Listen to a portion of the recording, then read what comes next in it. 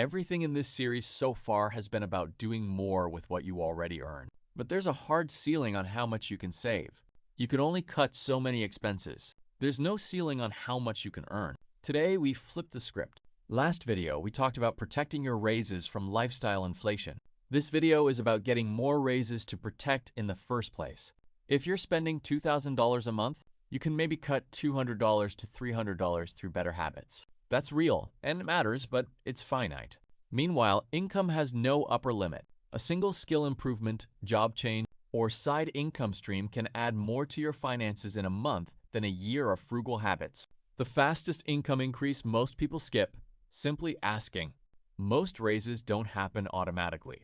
They happen because someone asked, with evidence of their value. Track your wins, know your market rate, and have that conversation at least once a year. Uncomfortable truth. Job switching often produces bigger raises than staying loyal and waiting for annual reviews. This doesn't mean job hop recklessly. It means know your market value. And don't assume loyalty alone gets rewarded the way it used to. Some skills raise your ceiling permanently, not just at your current job, but everywhere. Things like a technical skill, public speaking, sales ability, or a specific certification in your field often pay for themselves many times over. This doesn't have to mean starting a business overnight. It can be freelancing a skill you already have or a small side project. The goal isn't necessarily to replace your income, it's to create a second stream that isn't capped by one employer's budget. And remember, every dollar of new income you bring in should follow the same rule from last video. Protect a portion of it from lifestyle inflation before it becomes your new normal spending. Saving gets you to a ceiling. Earning breaks through it. Both matter, but only one of them has no limit. Pick one lever from this video. Negotiate, switch, build a skill, or start something on the side and take one small step toward it this week. Subscribe for what's next. Your salary isn't the number that determines whether you're building wealth. Neither is how much is sitting in your checking account. There's one number that actually tells the truth, and most people your age have never calculated it. Over the last 9 videos, we've covered saving, investing, debt, emergency funds, and income. This video ties all of it together into one number you can actually track over time. Net worth is simple. Everything you own minus everything you owe. Your investments, savings, and anything of value minus your debt. That's it. It's the one number that captures your entire financial picture in a single figure. Someone earning $150,000 a year with no savings and heavy debt can have a lower net worth than someone earning $50,000 who's been consistently saving and investing. Income is what you make. Net worth is what you keep and grow. And it's the number that actually determines your options in life. List everything you own: cash, checking and savings balances, investment accounts, retirement accounts, then list everything you owe: credit card balances, student loans, any other debt. Subtract debt from assets. That number, positive or negative, is your starting point. If your number is negative right now, especially with student loans, that's normal, not a failure. What matters isn't where you start, it's the direction it's moving. The real power of this number comes from checking it regularly. Not daily, that's obsessive, but maybe once a quarter. This is where everything from this series actually shows up. Your $100 month investing plan, paying down debt, avoiding lifestyle inflation. It all becomes visible in this one number going up. Stop measuring your progress by your paycheck or what's in your checking account. Start measuring it by this one number, because it's the only one that tells you if you're actually building wealth or just spending it. Calculate your net worth this week, even if it's negative. Then come back to this channel and watch it change. Subscribe for what's next. Your credit score can determine whether you get approved for an apartment, what interest rate you pay on a car, even whether you land certain jobs. And most people have no idea what actually moves it. They just know pay your bills on time and stop there. Here's what actually matters. This is a bit of a detour from the investing side of the series, but it connects directly. Your credit score affects the interest rates on any debt from video 6, and it's part of your overall financial picture. Alongside your net worth from last video, your credit score comes down to 5 factors, but they're not equally weighted. Let's go through them from most to least important. This is the single biggest factor, roughly 35% of your score. It's simple. Do you pay your bills on time? Even one missed payment can hurt your score significantly, and it stays on your report for years. The second biggest factor, around 30%, how much of your available credit you're actually using. If you have a $1,000 limit and you're carrying a $900 balance, that hurts you, even if you pay it off in full every month. The rule of thumb, stay under 30% utilization, ideally under 10%. About 15% of your score. The longer your accounts have been open, the better, which is why closing your oldest credit card, even one you don't use much, can actually hurt your score. A smaller factor, around 10%. Having a mix of credit types, credit cards, maybe a car loan or student loan, shows lenders you can handle different kinds of credit responsibly. This isn't something to force artificially, just something that happens naturally over time. The smallest factor, around 10%, applying for a lot of new credit in a short period can ding your score temporarily, since it can look like financial stress to lenders. 1 or 2 applications is fine. A flurry of them isn't. If you want the fastest realistic improvement, pay every bill on time and pay down credit card balances so your utilization drops. Those 2 factors alone make up roughly 2/3 of your score. One common myth, carrying a small balance and paying interest doesn't help your score. It does nothing for you. Paying in full every month is always the better move. Your score doesn't care whether you pay interest, only whether you pay on time and keep balances low. Your credit score isn't random, and it isn't about being good with money in some vague sense. It's 5 specific, trackable factors. Once you know them, improving your score becomes a checklist, not a mystery.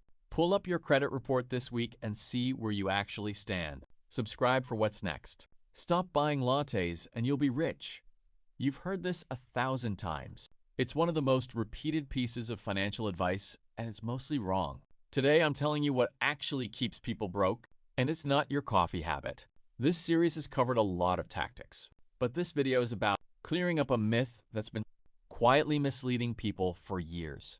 The latte factor idea took off because it's simple and visual. Cut a small daily expense, watch it compound into thousands over decades. It's not entirely wrong. It's just wildly overstated as the main reason people struggle financially. Here's the issue. A $5 coffee a day is about $150 a month. Meanwhile, rent, car payments, and student loans often eat up 50 to 70% of someone's income. Cutting coffee entirely might save you $150. A slightly cheaper apartment or a better car deal could save you $500 to $1,000 a month. The math just doesn't point where people think it does. The expenses that actually keep people broke are usually the big, fixed, recurring ones. Housing that's slightly too expensive for their income. A car payment bigger than it needs to be. Subscriptions that quietly pile up. And, as we covered a few videos back, lifestyle inflation eating every raise. Small purchases feel like the problem because they're visible and easy to control. Day to day, fixing your housing situation or negotiating your car loan feels harder, so the advice defaults to the easy, visible target instead of the actual biggest lever. This doesn't mean small spending never matters. If you're buying $5 coffee and eating out every meal and paying for 5 subscriptions you forgot about, that adds up too. But the priority order matters. Check your big fixed costs first, because that's where the real money is. You don't need to give up your coffee to build wealth. You need to look at the big, boring, recurring numbers everyone ignores because they're harder to change. That's where the real leverage is. Before you cut anything small this week, go look at your 3 biggest fixed expenses instead. Subscribe for what's next. Renting is throwing money away. You've probably heard that 100 times. It's also one of the most misleading pieces of financial advice out there. Today I'm showing you the actual math, not the oversimplified version. This ties directly into net worth from a couple videos back because this decision can move that number more than almost anything else you'll do in your 20s or 30s. The idea that renting wastes money assumes buying has no costs beyond the mortgage. In reality, owning comes with property taxes, maintenance, repairs, insurance, and closing costs, often adding up to thousands a year that people don't factor in. Here's the piece almost nobody explains. That down payment, often $20,000, $40,000 or more, isn't just sitting there. If you rented instead and invested that same money, it would be growing in the market the whole time. That growth is a real cost of buying. even though it's invisible on a mortgage statement. Buying tends to make more sense the longer you plan to stay in one place, usually 5 to 7+ years, because that's roughly how long it takes for building equity and avoiding rent increases to outweigh the upfront costs and lost investment growth. It also wins in markets where rent is unusually high relative to home prices. Renting tends to win when you might move in the next few years, when the local market has high home prices relative to rent, or when you'd rather keep your money flexible and invest it instead of locked into one property. Renting isn't throwing money away. You're paying for flexibility, and that has real value. So the real question isn't which is smarter. In general, it's how long do you plan to stay? What does the math look like in your specific market? And what would that down payment actually earn if invested instead? Run the actual numbers for your situation instead of trusting a one-line rule. Renting isn't failure. Buying isn't automatically smart. It's math, specific to your life, and now you know what numbers actually matter. Before you decide, run your own numbers. Factor in the hidden costs and the opportunity cost of your down payment, not just the monthly payment.